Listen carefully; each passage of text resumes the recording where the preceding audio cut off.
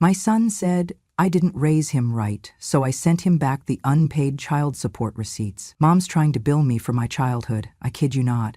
She actually sent me a binder full of receipts. That was the caption. It sat just above a poorly lit photo of the binder I had mailed him.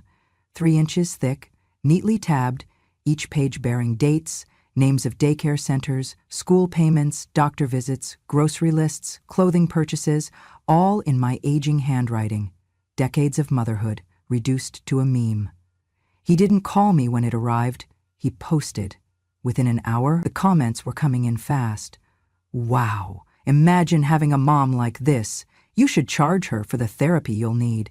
Sue her. This is emotional abuse. And then, the one that gutted me the most. She probably raised you poor and now wants you to make up for it. Pathetic. That was the narrative now. My life was rewritten by a child I carried through fevers, bullies, broken bones, and broken promises. One who now saw me not as the woman who made his life possible, but as the villain in his origin story. I sat on the edge of my bed, binder still in my lap, and stared at the screen. My phone buzzed. It was him. I answered. "You seriously thought this was okay?" he said, skipping any greeting. "I thought it was time you knew," I said calmly. "Time I knew what? That you kept every penny you ever spent on me like it was a tab? What kind of mother keeps score like that?" "I kept receipts," I said, "because no one else was helping. Not your father, not the government, not the neighbors who talked behind our backs." "Still not my problem," he snapped. "And now everyone thinks I was some kind of burden. You made me look like charity." "You weren't charity," I said softly. "You were my child. But love doesn't pay the bills." That silenced him for half a second. Then he dropped the bomb. "Well, I talked to Dad. He's willing to support me on this. We're getting a lawyer. You can expect to hear from them soon." I froze. "You found your father?" "Yeah, and he agrees. What you did is harassment. It's unhinged. You don't send a legal-looking invoice to your own kid unless you've lost your mind." I felt a long, slow heat rise in my chest. Not anger, not even fear, just something ancient, heavy. I kept my voice even. "Did you also tell him he owes you nearly $70,000, 0 cents in unpaid child support?" He didn't answer. "Because that's in the binder too," I continued. "Court-ordered payments from 1997 to 2015, 0 made. I covered them, every last one. I didn't take him to court because I didn't want you growing up in a war zone. But if he wants to talk lawyers—" "Enough!" he yelled. "You're not the victim here, Mom. You never were." He hung up. I sat in silence, the click of the call ending still echoing in my ears. Victim? No. But I was the woman who gave up every plan she ever had to make sure one little boy never went to sleep hungry. I was the woman who cried in a walk-in freezer on her 3rd restaurant job shift because her shoes had holes and the cold cut through her bones. I was the woman who had to choose between rent and asthma medicine, who lied to bill collectors, who sold her only nice coat for extra tutoring sessions, who once walked 8 miles because the bus money had to buy him a notebook. But I never told him any of that. I just smiled and said, "It's okay, baby, Mommy's fine." Now he wanted to sue me for telling the truth. Not in anger, not in bitterness, just truth. That binder wasn't revenge. It was record. A story he had never asked for, but deeply needed, and he turned it into a public joke. I walked to my garage, past the old washing machine that rattled too much, and opened the trunk of memories I kept sealed. Inside, Polaroids, report cards, birthday cards with childish scribbles, a broken toy car he once cried over, and under it all, a court document.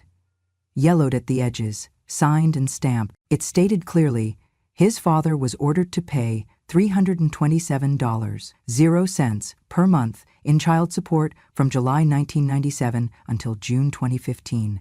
$0 had been received. 18 years. 0, and I never told him. I thought it was kinder to let him believe his father was just far away. Not indifferent, not selfish, just absent.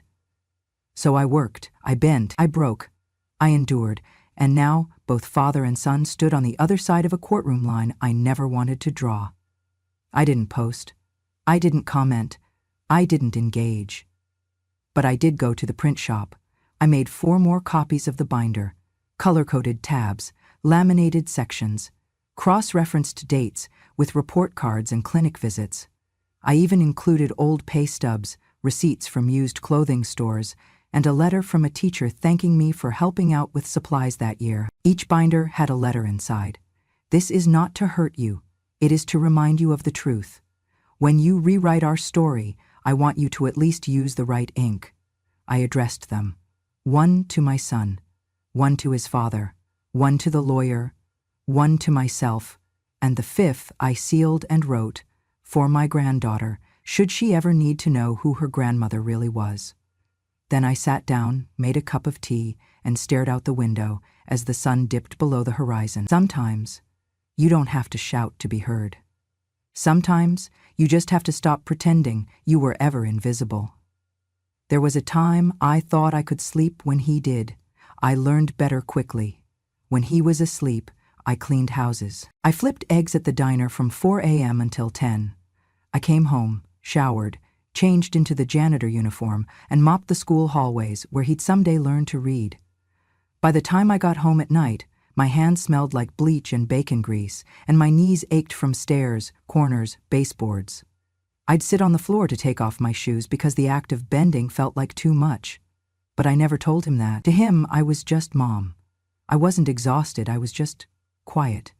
I wasn't cold, I was thinking.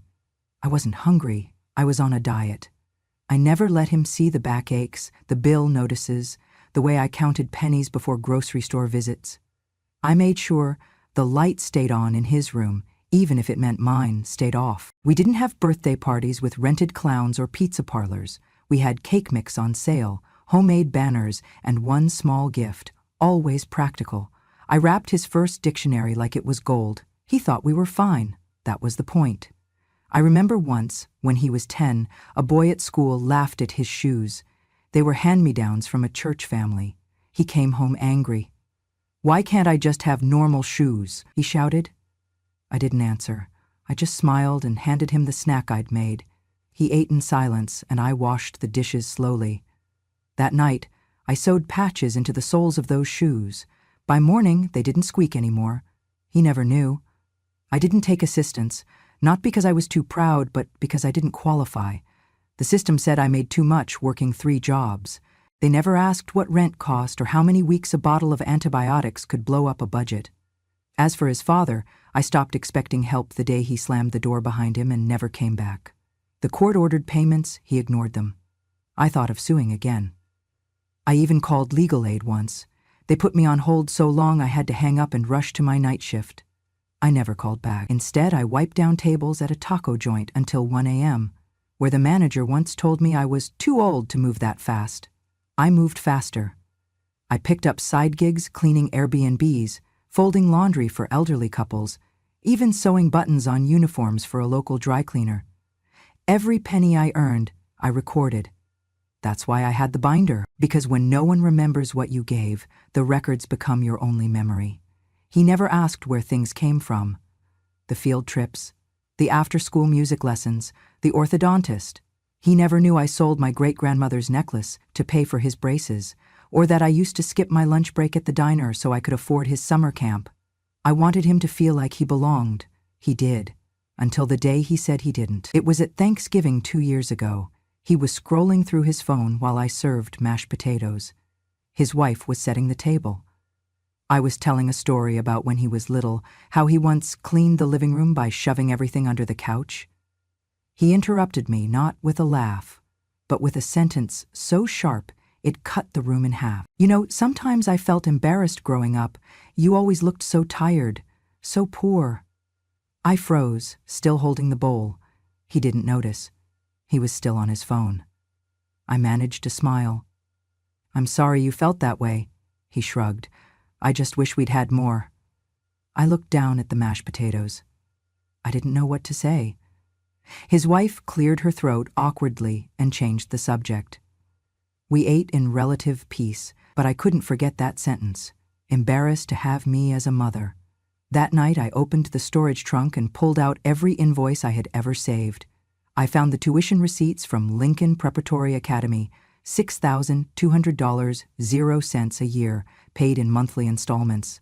I found the summer camp charges, the art supply kits, the choir robe, rental.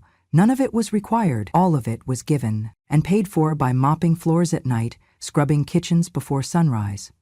When I mailed him the binder, I didn't include a note. I just tucked in a copy of one invoice. Lincoln Prep, tuition fee, $2,007, $516, 0 cents paid in full. And below that, a faded business card from Sparkle Cleaners, where I worked evenings for cash. I didn't say anything. I let the numbers speak, but he didn't read it. He shared it. He mocked it. He made it public. I'm not angry he felt ashamed. I'm heartbroken he thought the solution was to erase me from the narrative, to pretend the work behind his education, his summer memories, his straight teeth, never happened. I don't need a thank you. I needed him to see me, to understand that what looked like being poor was in fact the greatest act of silent sacrifice I could offer. I gave him a world I could never afford for myself, and now I see he grew up thinking I gave him too little because I never told him what it cost. The restaurant was too quiet for what it was about to witness. I had chosen the booth in the back, not to be dramatic, but because some things are easier to survive with your back to the wall. He walked in first, my son, dressed sharply, tired eyes, his lips tight with anticipation, not fear, just annoyance. He didn't even greet me. Then came the ghost, my ex-husband, gray hair now, a belly, a smug look that hadn't aged a day. He slid into the booth across from me like it was any other Tuesday, like he hadn't missed 18 years of Tuesdays. "Hello, Ellen," he said coolly. I nodded. "Let's get this over with," my son muttered, pulling out his phone. "I want this to be civil." "Of course," I said. He reached into his bag and pulled out a thin folder. "This is the draft notice from the attorney. It outlines the emotional distress caused by your recent actions. Also, potential defamation." I raised my hand slightly. "I'd like to go first." They stopped. Surprised, maybe, that I wasn't crying. I reached into my own bag and placed 2 thick binders on the table. One red, one black. I slid the red one to my ex-husband, the black to my son. "These are records," I said. "Receipts, court documents, pay stubs, statements from the school, letters from your pediatrician, 18 years of me raising a child by myself." My son shifted in his seat. My ex rolled his eyes. "I'm not paying for your filing habits," he scoffed. I looked him straight in the eye. "You were ordered to pay $327, 0 cents per month, starting July 1997, ending June 2015. You never paid a cent." I slid one last sheet across the table. A copy of the court order, his name printed in bold, the judge's signature beneath it. "You want to talk lawyers?" I asked calmly. "Start with this." He didn't touch it. My son opened the black binder reluctantly. I could see the skepticism turn to discomfort as he flipped the first few pages. Daycare receipts, the cost of school uniforms, bus passes, prescription bills, all paid in full, by me. "Mom," he started, but I kept going. "I didn't do this to shame you. I did it to show you the truth. You said I didn't raise you right, that I kept you poor, that I was a burden." I leaned forward. "I raised you alone, while he," I gestured toward my ex, "was living 5 miles away with another family." The silence cracked between us like dry ice in warm water. My ex finally stood. "This is pointless. You always did love the stage." "Funny," I said. "I always thought I was in the wings, holding everything together, while the men walked off." He grabbed the court paper, snorted. "You could have taken me to court again. I didn't want our son in courtrooms. I wanted him in classrooms." He left, didn't say goodbye. My son sat there for a long moment, flipping pages, quiet. I didn't interrupt. Finally, he closed the binder. "Why didn't you tell me any of this growing up?" I looked at him, eyes soft. "Because you were a child. I didn't want you to carry guilt. I wanted you to carry joy." He nodded, but I knew what that nod meant, not understanding, just acknowledgement, not remorse, just retreat. He stood, tucked the binder under his arm, and said, I still think you should have just talked to me before airing our dirty laundry." Then he walked away too.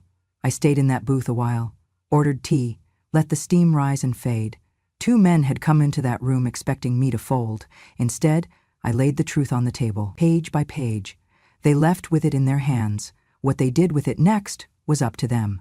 But I knew this much. There were no ghosts left in my house, only records.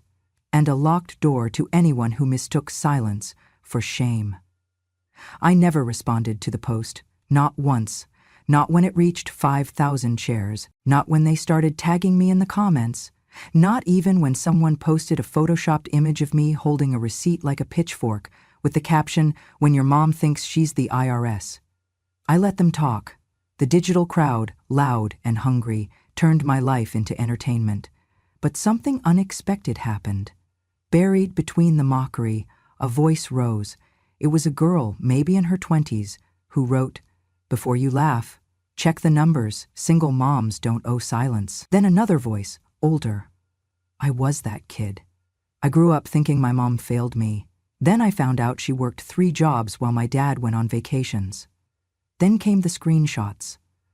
Someone found my son's old post from 2015, back when he graduated college. A photo of him in his cap and gown, beaming, and the caption read, "Wouldn't be here without my mom. Strongest woman I know, worked her fingers raw so I could fly." It had hundreds of likes. People started reposting it. Under his new post, the one calling me dramatic. The contradiction was jarring. One woman wrote, "So she was your hero when you were broke, but a villain now that you're successful?" Another, "It's funny how gratitude expires when your bank account fills up." A journalist picked up the story, anonymized of course, but the headline was unmistakable: "The mother who billed her son." And the truth she never spoke. It went viral, not because of me, because of what I represented. The quiet millions, the unseen labor, the myth that motherhood is martyrdom and mothers must never speak of cost. My son tried to fight back. He posted a video, polished, scripted. He sat at a desk, clean background, trying to look composed. "This isn't about money," he said. "It's about boundaries. It's about emotional manipulation." But it didn't land. Someone pointed out the $70,000, 0 cents in unpaid child support from his father. Another questioned why a grown man would humiliate his own mother publicly instead of speaking privately. His credibility crumbled, piece by piece. The company he worked for, a family-oriented brand, distanced itself. His name quietly disappeared from the website. Brand deals vanished. Friends unfollowed him. Some posted vague quotes about remembering who really raised you. He deleted the original post, but it was too late. The internet remembers. He sent me a text, just one line. "Are you happy now?" I didn't reply, not because I wanted revenge, because he still didn't understand. This wasn't about punishment, it was about truth. And truth, once spoken, doesn't need to scream. A week later, someone slipped a letter under my door, no name, just handwriting I recognized instantly. It read, "I didn't know people would turn on me like that. I was just trying to be honest. But maybe your version of honest is different. Maybe yours is quieter, but heavier.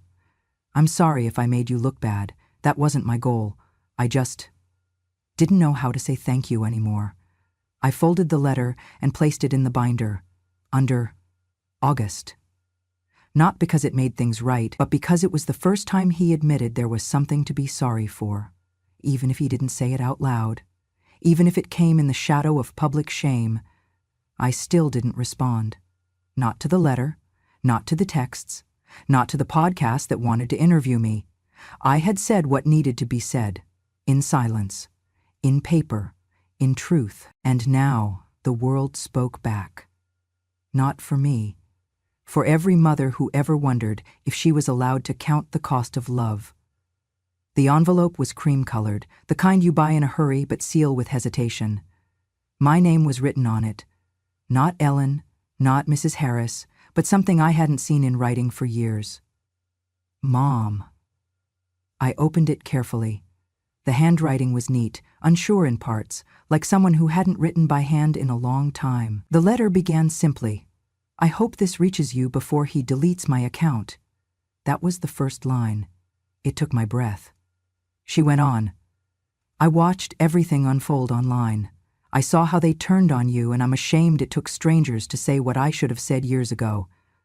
I sat down slowly, my hands trembling just enough to blur the ink. Thank you, not just for raising him, but for reminding me that I'm not crazy. The next few lines came fast, like she'd been holding them in. He controls everything, our accounts, our passwords, even my email. I used a coworker's phone to send this. He said you were dangerous, that you'd try to poison our marriage, that you were manipulative, bitter, obsessed with money.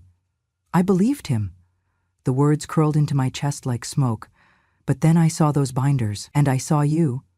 Not as the woman he described, but as the woman who raised him when no one else would, who worked, sacrificed, stayed silent. You were never bitter, just tired. I paused, took a breath. The next line felt like a whisper from across generations. I want to leave him. She didn't elaborate right away. The next paragraph was all fear. Fear of custody battles, of being labeled unstable, of being blamed. He says if I leave, he'll make sure I never see our daughter again. He says he'll bury me in court. He has screenshots, recordings. He says he knows people. My fists clenched. I had known that tone before, the quiet panic in women who smile through dinners but cry in bathrooms. She continued, but when I saw your binder, I realized he learned that silence from somewhere, and I don't want our daughter learning it too. Then, the final twist. Would you let us stay with you? Just for a little while, until I can figure things out. I know this is asking too much, but I don't have anyone else, and you've always felt like someone who would never let a woman fall. Love, Emily? I read the letter 3 times, the first time with disbelief, the second with anger. The third was something I couldn't name. Grief, maybe, for all the women like us. I didn't hesitate. I picked up the phone and texted the number she scribbled at the bottom. The door is open. Come home. They arrived 2 days later. She looked thinner. Not in the way people admire, but in the way people ache. Her eyes scanned the driveway, like she was expecting him to jump out of the bushes. She held her daughter's hand tightly. My granddaughter, with hair the same soft brown as her father's when he was little. I hugged her gently. She didn't let go for a long time. When we stepped inside, she whispered, "Thank you, Mom." Not Mrs. Harris, not Ellen, just Mom. I hadn't cried for myself in years, but that name, the way she said it, made something inside me finally collapse. Not from pain, from relief. The courthouse smelled like old wood and cold air. It always did. Justice rarely came with warmth. Emily held my hand as we walked through the double doors. Her fingers trembled. Her face was pale but determined. I had seen that look before. In the mirror, 30 years ago, she was about to face a man who would rather burn the house down than admit he hadn't built it.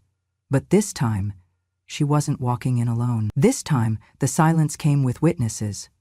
The lawsuit he filed against me had been quietly dismissed weeks ago. Frivolous, the judge said, flipping through the binder of receipts I had submitted without a word. He didn't even look at my son, just raised an eyebrow at the man trying to sue his mother for reminding him of the truth. The court saw through it. But now, the courtroom wasn't about me. It was about her, about custody, about safety. And unexpectedly, it became about something more. It became about history. The judge reviewed the financial records. Emily's injuries, text messages, voice recordings, even statements from neighbors who had heard shouting through the walls. It was open and shut. But when my son took the stand, he didn't talk about her, he talked about me. She manipulated Emily, he said. She turned my wife against me. She's been poisoning my family for years. The judge leaned forward. Are you suggesting your mother, who raised you alone, who never remarried, who has no criminal record, has masterminded a conspiracy against you? My son swallowed. She sent me a binder of receipts. The courtroom paused. Receipts? The judge repeated. For what she spent on me growing up? There was a soft chuckle from someone in the gallery. The judge silenced it. I see, he said. And in this binder, were there lies? No, he admitted. But it was emotionally manipulative. The judge raised one brow. Would you prefer she'd kept silent and let your daughter think her grandmother was a ghost? My son didn't answer. But everyone heard the silence loud and clear. Emily's testimony was short, steady, unshaken. She told them about the bank accounts he'd locked, the phone he monitored, the day he deleted her contact with her own mother, the night he punched the wall an inch from her face. She never cried. She didn't have to. Truth doesn't need tears to tremble. The judge granted her full custody. Immediate relocation approved. Supervised visitation pending further review. He sat there, my son, mouth slightly open, as if the world had betrayed him. But the world had only finally opened its eyes. We thought it was over, up until the judge turned to the back of the courtroom. "To the biological father of Mr. Harris," he said, "would you please rise?" My ex-husband stood slowly. He hadn't expected to be called. "You were court-ordered to pay child support from July 1997 to June 2015. Are you aware that 0 payments were ever received?" He cleared his throat. "Yes, Your Honor, but there was no enforcement." "That doesn't negate the debt," the judge interrupted. "You owed support. You failed to provide it. That's a financial abandonment of your legal responsibility." He looked stunned. "I will be issuing a retroactive enforcement order. The amount due, with interest, is calculated at $94,287.00. Collection begins immediately. Failure to comply will result in garnishment, liens, or incarceration." My son turned to him, wide-eyed. "You said that was over," he whispered. My ex didn't respond. 2 generations of men. One thought he was owed gratitude without responsibility. The other thought he was owed silence without consequence. Now both stood in the same courtroom, stripped of their illusions. And I sat quietly in the back, holding my granddaughter's hand. When it was over, Emily hugged the lawyer. We stepped into the sunlight, bright, unforgiving, beautiful. She looked at me. "I couldn't have done it without you." I shook my head. "You did it because of you. I was just your shadow." "No," she said. "You were my light." I didn't argue, not because she was right, but because sometimes when someone calls you light, you don't correct them. You just let yourself shine. The house felt different now. Quieter, yes, but not hollow. It was the kind of quiet that comes from peace, not absence. The kind of quiet where you can hear the soup simmer, the pages turn, the garden stretch in the morning sun. Emily moved into the spare room with my granddaughter. We rearranged furniture, painted the walls a soft blue, replaced the old curtains with ones she found at a thrift store, yellow, cheerful, embroidered with little daisies. The room breathed again. So did I. In the mornings, I taught my granddaughter how to water the tomatoes just right, not too much, not too shallow. Her tiny fingers touched every leaf like they were precious. In the afternoons, I showed Emily how to knead dough with care, not fear. We made bread from scratch, then jam, then pie. She laughed for the first time in months when the crust burned a little. "I used to think I couldn't cook," she said, licking sugar from her thumb. "You just needed a kitchen that loved you back," I smiled. We didn't talk much about the past, not because we were avoiding it, because we were busy building a new one. I watched Emily regain her posture, her voice no longer trembling at the end of every sentence. She spoke freely now, laughed without looking over her shoulder. And my granddaughter, bright, curious, resilient, became the glue we never asked for, but desperately needed. One night, I found her at the dining table, tongue sticking out slightly as she wrote. "What you working on, sweetheart?" I asked. "My essay," she said. "We're supposed to write about someone who inspires us." I expected her to say her mom, but she looked up, smiled, and said, "It's about you." I blinked. "Me?" She nodded. I called it The Mother I Got Twice. My heart stilled. She read aloud, "Some people are lucky. They have 2 grandmas. I'm luckier. I have a grandma who's also my second mom. She didn't just teach me how to grow tomatoes or make jelly. She taught my real mom how to smile again. She keeps us safe. She's soft but strong. She's the kind of quiet that makes everything feel okay." I couldn't speak for a full minute. When I finally found my voice, I whispered, "Thank you, baby." She shrugged. I just wrote the truth. Truth. That word again. So simple. So heavy. It had broken our family, yes, but now piece by piece it was gluing us back together. No shouting, no courtroom, just sunlight, bread dough, and one girl's honest words. And for the first time in my long, quiet life, I thought, maybe this is what healing really looks like. He came back on a Wednesday. It was cloudy, the kind of day that makes you think of unfinished letters and things left unsaid. The garden had just been watered. Emily was in the kitchen kneading dough, and Lily was reading on the porch. When the knock came, none of us expected it. 3 gentle taps. Not urgent, not weak, just tired. Emily peeked through the window, her breath caught in her throat. "It's him," she whispered. I looked up from my chair in the living room, knitting needles paused mid-air. "Him who, dear?" She didn't answer right away. I stood slowly, feeling the quiet ache in my knees, an old companion. I walked to the door as she opened it. There he stood, David, my son. But to me, in that moment, he was a stranger, with eyes I once might have known. His shirt was wrinkled, beard overgrown, shoes dirty. He looked thinner, like someone who'd been running from something for a very long time, and finally decided to stop. He tried to smile. "Hi, Mom," he said. I tilted my head. "I'm sorry," I said softly. "Do I know you?" His face faltered. Emily stepped in gently. "She has memory lapses, David. It comes and goes." He looked at me again, eyes wet. "It's okay," he said. "I deserve that." We sat in the garden. Lily stayed near, watching from the swing. David sipped the tea I made him. He held the cup with both hands like it might fall if he wasn't careful. "I've been living out of a friend's spare room," he said quietly. "No job, no money, no excuses." I listened. No judgment, no pity. Just silence. He went on. "I was angry. All the time. Even when I was winning.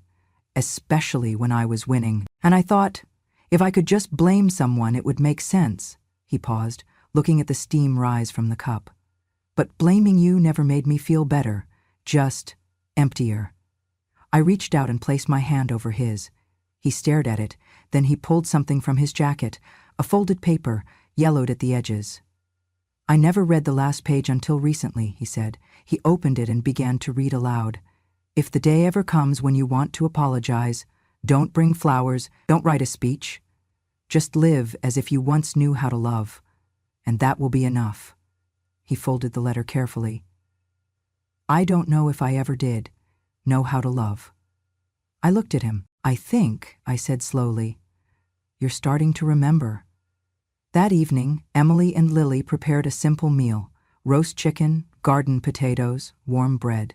David stayed, hesitating at every gesture of kindness like it was a trap. After dinner, he helped clear the table, washed the dishes, dried every plate by hand, silently. Before he left, he stood at the door for a long time. "I don't expect to be forgiven," he said, "but I wanted you to know. I see it now. What you gave, what I broke." I stepped forward. "I may not remember everything," I said softly, "but I remember this." I placed my hand on his cheek. "Once, you were a boy who made me laugh so hard I dropped my keys in the flour." He laughed, despite himself. "I remember that," he whispered. "Then there's still hope," I smiled. Days passed. He came again the next week. Then the week after that, not to ask for anything, just to be useful. He trimmed the hedges, painted the fence, repaired a broken step on the porch. Always quiet, always waiting. One Sunday, Lily brought me a drawing. It was of our house. 3 women in the garden, me, Emily, Lily, and standing outside the gate, holding flowers, was a man with a nervous smile. "I drew, Daddy," she said. I blinked. "That's your father?" She nodded. "He says he wants to be better." I kissed her forehead. "Then we'll let him try." One morning, I found David sitting on the porch steps, eyes red. I sat beside him. He pulled a crumpled photo from his wallet. Me holding him as a toddler, both of us laughing, covered in frosting. "I forgot this existed," he said. I nodded. "That was your 5th birthday. You refused to eat cake with a spoon." He smiled. "So I used my hands." I smiled back. And your feet, he chuckled, then grew quiet. I wish I'd remembered more of that, instead of just being mad at everything. You were hurt, I said, and hurt people look for targets. But I hit the wrong one. I shook my head. You hit the one closest to you. That's how pain works. He looked down. Can I ever make it right? I didn't answer right away. Then I said, don't make it right, just make it better. That fall, Lily entered a writing contest again. This time her essay was called The Day My Dad Learned to Listen. It didn't win a prize, but it won something greater. David framed it, hung it in his new apartment. Small, modest, but his. Years later, when my memory faded completely, he came every week, read to me, brushed my hair, planted roses in the garden because he knew I used to love them, even if I couldn't tell him so anymore. One day, Emily asked him why he kept coming when I didn't even know his name. He smiled, placing a hand on my shoulder. She may not remember me, he said, but I remember the woman who taught me what love sounds like. And then he turned to Lily and added, and now it's my turn to pass that on. Thank you for staying with me until the end. If you've ever been betrayed and still left the porch light on, hoping somehow they'd find their way back. If you've ever raised a child with both hands and both knees and watched them walk away as if you'd never carried them. If you've ever been told you were too much, too emotional, too old, and still chose to love anyway, this story was not just mine, it was yours. Because for women like us, our silence was never weakness, it was the cost of survival. We stayed quiet so they could speak. We stepped back so they could walk forward. We swallowed every insult, every eye roll, every slammed door, and kept the soup warm anyway, not because we didn't feel the hurt, but because we knew love isn't always loud. Sometimes, love looks like showing up to a courtroom with a binder full of truth. Sometimes, love means sewing soles back onto shoes in the middle of the night. Sometimes, love means letting them forget your name if it means they can finally remember who they are. And sometimes, the strongest thing you can say is nothing at all. So, if you've ever sat in the back of the room while someone else told your story wrong, if you've ever wished someone would say, she didn't ask for applause, but everything you are stands on her shoulders, then let me be the one to say it now. You are not invisible. You are not replaceable. You are not wrong for remembering what they wanted to forget. You are the reason this story exists. Subscribe to Grandma True Stories because silence has a memory. And sometimes, the quietest woman in the room is the one who finally speaks loudest when the world is ready to listen.